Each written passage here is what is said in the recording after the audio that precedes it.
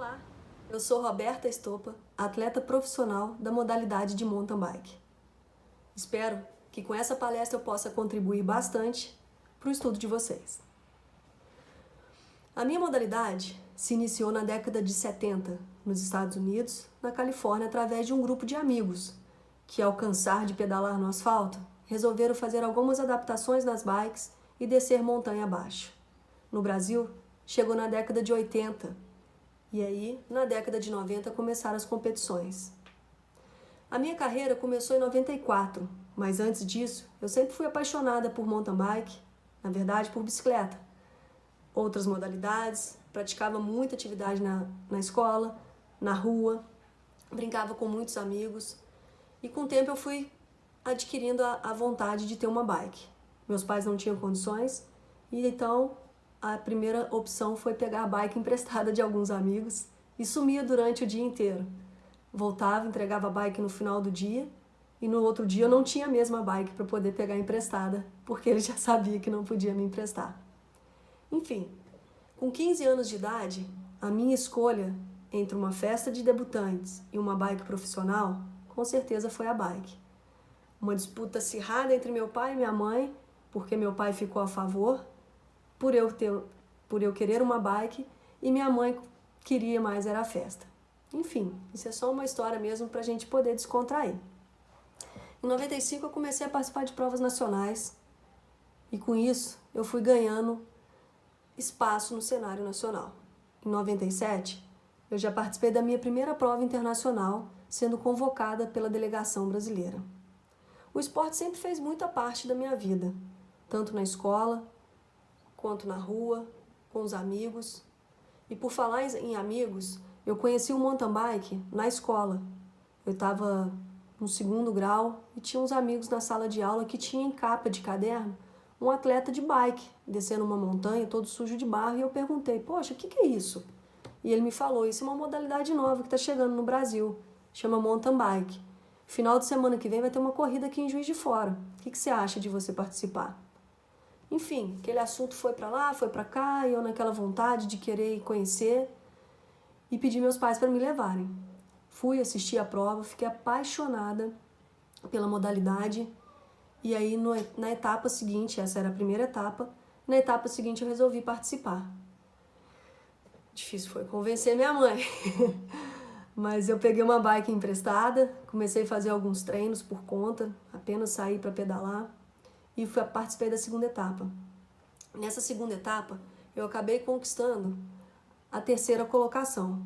Com essa colocação, eu tive uma premiação em dinheiro. E aí pronto. Tudo que eu mais queria na minha vida era praticar o mountain bike, uma modalidade que eu me encontrei, me apaixonei, e ganhar dinheiro com isso. E aí veio o estalo. Poxa, se eu posso fazer as duas coisas ao mesmo tempo, por que não me profissionalizar? Comecei a correr atrás, comecei a tentar entender, comecei a ver aonde eu poderia ser federada, se isso existia, se isso não existia, quais as possibilidades, enfim. A princípio era tudo amador. Eu não tinha treinador, eu não tinha nutricionista, eu não tinha fisioterapeuta. Eu apenas queria pedalar, competir e, claro, vencer. Então, foi tudo quando começou. Em 95, quando eu troquei minha festa de 15 anos por uma bike profissional. Em 97 eu fui convocada para poder participar do meu primeiro campeonato mundial, que aconteceu na Suíça. E em 98 eu integrei numa equipe top do Brasil, uma equipe na qual a gente tinha toda uma estrutura profissional muito próxima dos gringos. E isso me fez entender que o que eu fazia, que era só sair para pedalar, me divertir, curtir, não era o suficiente. A partir de 98 e 99, eu comecei a conhecer e entender que eu sozinha não seria ninguém, que eu precisava realmente de uma equipe e uma estrutura junto comigo se eu quisesse realmente ser uma atleta profissional de alto nível, a nível mundial. Foi aí que eu comecei a procurar alguns treinadores. Na época eu não conhecia, não sabia, não tinha conhecimento nenhum sobre isso. E a primeira pessoa que eu procurei foi o Jefferson Viana, porque eu sabia que ele treinava a Viviane Anderson e tinha umas outras pessoas que sempre falavam muito dele. E quando eu o procurei, ele me indicou uma outra pessoa na qual foi meu primeiro treinador, que foi o Robson Aloísio. Ele estava acabando de se formar em educação física, era um atleta já de mountain bike, já praticava, então ele já entendia e já sabia de tudo que a gente precisava. E aí sim eu comecei a fazer meus treinos com planilha. Até então apenas com treinador. Depois, com o tempo e depois ao passar de alguns anos, a gente viu que só o treinador não seria suficiente para você se tornar um atleta de alta performance. Um atleta de alta performance, eu, Roberta, costumo dizer que a alta performance e a saúde, elas não andam muito na mesma linha. Elas podem estar lado a lado, mas chega algum momento que a saúde deixa a desejar um pouco para a performance. Nós, atletas de alta performance, dedicamos muito tempo, dedicamos ao extremo, aos nossos treinos, à nossa alimentação, ao nosso descanso, ou seja, a gente está sempre no nosso limite. Então, por isso eu, Roberta, acho que eles andam juntos, mas em algum momento um sempre fica na frente do outro. Então, ser atleta de alta performance, você tem que abdicar e abrir mão de muita coisa. Durante esses meus 25 anos de carreira, eu abri mão sim de várias coisas, mas não me arrependo de nenhuma delas. Era o que eu queria, ser uma atleta profissional, ser atleta da delegação brasileira, ser atleta que representasse o meu país em provas internacionais. Claro que o sonho de todo atleta é uma Olimpíada. Tentei chegar até lá, mas eu vou contar aos pouquinhos de ano a ano para vocês. Então, em 99, como naquela época, quando iniciou o mountain bike no Brasil, a gente não tinha uma modalidade específica, na verdade era o mountain bike no modo geral, a gente corria na sexta-feira um downhill, que é uma prova que é só de descida. A gente marca o tempo, quem faz aquele percurso em menos tempo. No sábado a gente tinha uma prova de maratona, você largava num lugar, dava uma volta de 30, 40, 60 quilômetros, dependesse do evento, e chegasse no mesmo lugar. E no domingo a gente fazia a prova de cross country, que hoje é a modalidade olímpica, que é um circuito de aproximadamente 3 a 4 quilômetros e que você faz a prova dentro de 1h30. Eles estipulam mais ou menos a quantidade de voltas que acontece dentro de 1h30, 1h45 no máximo. Então, na década de 99, na década de 90, tudo se iniciou assim, uma competição de sexta, sábado e domingo, onde você deveria ser quase que completo. Você fazia o downhill, na sexta-feira uma maratona, uma prova de longa distância no sábado, e o cross country, uma prova curta e dura no domingo. Em 2000, eu meio que dei uma parada. A gente ficou um pouco defasado de patrocinadores no país, o esporte ficou um pouco precário em relação a patrocinadores, apoiadores, não só para os atletas, mas também para eventos. Então, em 2000, 2001, 2002, eu dei uma parada, fiquei por 2 anos sem competir, fui morar no Rio, fui trabalhar, fui fazer outras coisas, que não foi ruim, porque a gente acaba abrindo o leque para a vida e aprende outras coisas, não fica apenas focado numa única vertente da sua vida. Eu acho que a vida é um leque, então você tem que ter várias opções para poder até ser um ser humano completo, vamos dizer assim. Em 2003, eu retornei às pistas e retornei de uma forma diferente. Além do mountain bike, eu resolvi e aceitei o convite de uma amiga para que a gente voltasse, na verdade eu voltasse a fazer algum tipo de atividade física. Como eu sempre fui muito competitiva, eu voltei fazendo uma prova de aventura e aí foi pesado, porque eu era muito forte no mountain bike, não gostava de correr, não gostava de nadar e achava interessantíssimo fazer canoagem, remo. Então a gente voltou, eu na verdade voltei, competindo provas de aventura. Fiz 2 provas de aventura em 2003 e foi muito engraçado porque você acaba aprendendo coisas diferentes do que realmente é o seu habitat.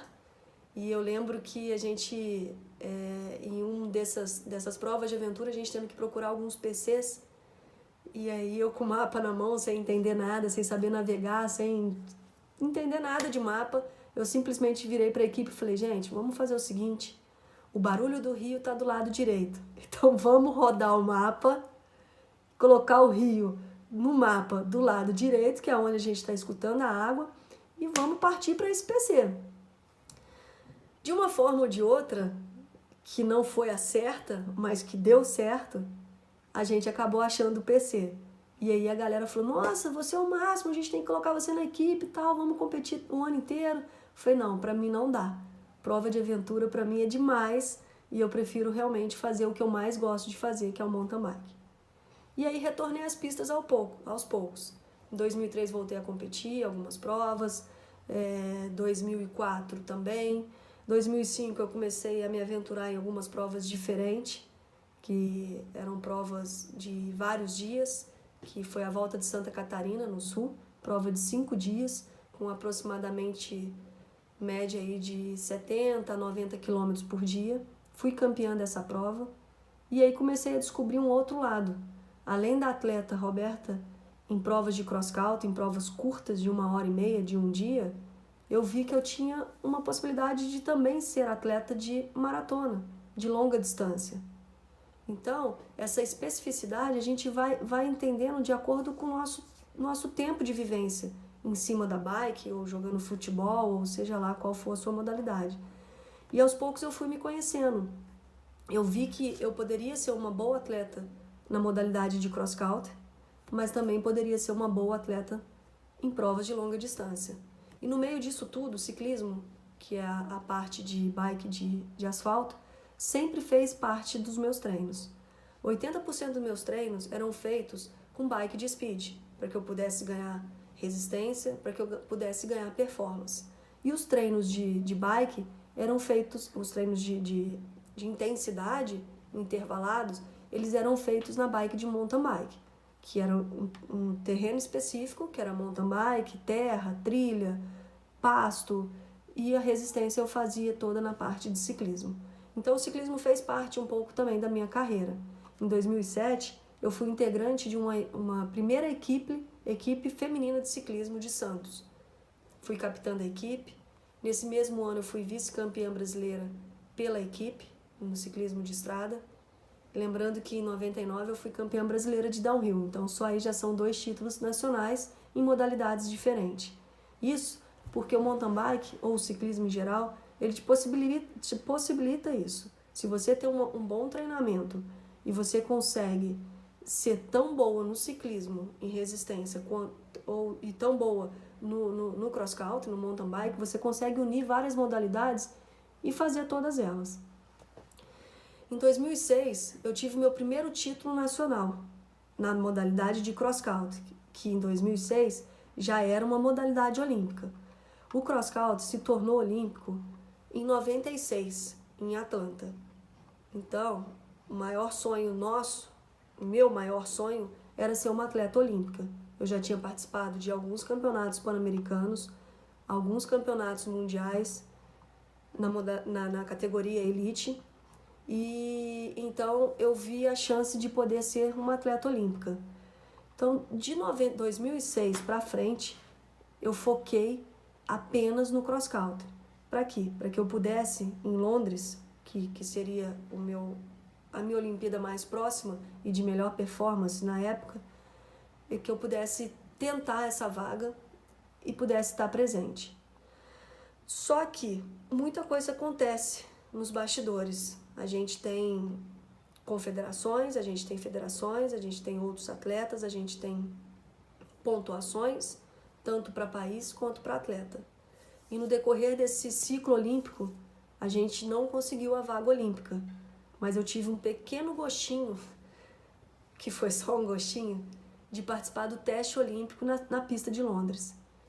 Então, assim, a carreira de um atleta de alta performance, ela é longa. Vocês podem ver aí que eu iniciei em 94 e já estou falando de 2012, que foi o ano olímpico de Londres, que foi o meu maior sonho, meu maior objetivo. Realmente, atleta de alta performance é a longo prazo. Você não vai ser um atleta de ponta ou o melhor atleta com 2, 3 anos de treinamento. Você precisa treinar aí 4 anos para melhorar, às vezes, uma margem de alguns segundos. Por isso que eu falo que às vezes é desgastante e que a linha de performance e saúde, ela não anda junto. A gente está sempre tentando chegar no nosso limite, no qual ele não existe. Para nós, atletas, a gente não tem limite. Quando você acha que você chega, você fala, poxa, eu podia ter ido um pouco mais. Então isso é o que eu enxergo em relação à performance e saúde. Voltando um pouco mais nos meus títulos, na minha carreira, sem copiar nada aqui agora, eu vou falar pelo meu coração, pelo que eu vejo realmente de ser um atleta no Brasil. Eu posso dizer hoje que com esses 25 anos de carreira, a modalidade cresceu muito.